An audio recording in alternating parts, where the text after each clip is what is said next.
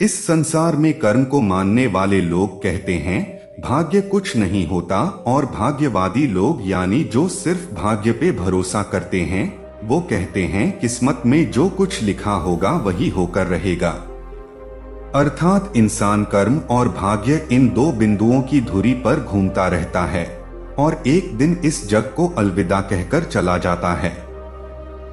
तो चलिए भाग्य और कर्म को अच्छे से समझने के लिए पुराणों में बताया गया एक कहानी से समझते हैं।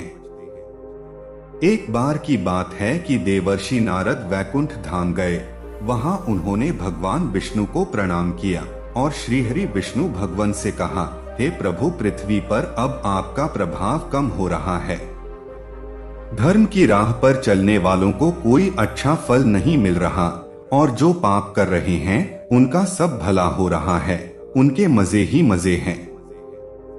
तब श्रीहरि विष्णु भगवान ने कहा, ऐसा नहीं है नारद, जो भी हो रहा है सब नीति के कारण हो रहा है।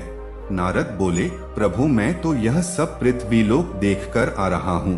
पापियों को अच्छा फल मिल रहा है और भला करने वाले, धर्म के रास्ते पर चलने वाले लोगों को बुरा फल मिल रहा है।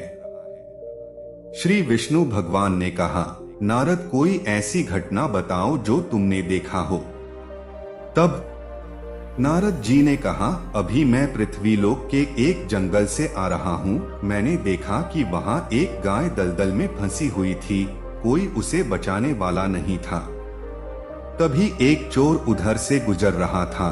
वह चोर गाय को फंसा हुआ देखकर भी रुका नहीं, बल्कि वह उस पर पैर रखकर दलदल लांघकर आगे निकल गया।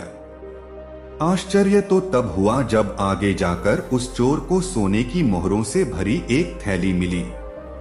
थोड़ी देर बाद वहां से एक वृद्ध साधु गुजरा। उसने उस गाय को दलदल में फंसा देख उसको बचाने की पूरी कोशिश की। साधु ने अपने पूरे शरीर का जोर लगाकर उस गाय को बचा लिया, लेकिन मैंने देखा कि गाय को दलदल से निकालने के बाद वह साधु जब कुछ दूर आगे गया तो एक गड्ढे में गिर गया। हे प्रभु, अब आप ही बताइए यह कौन सा न्याय है।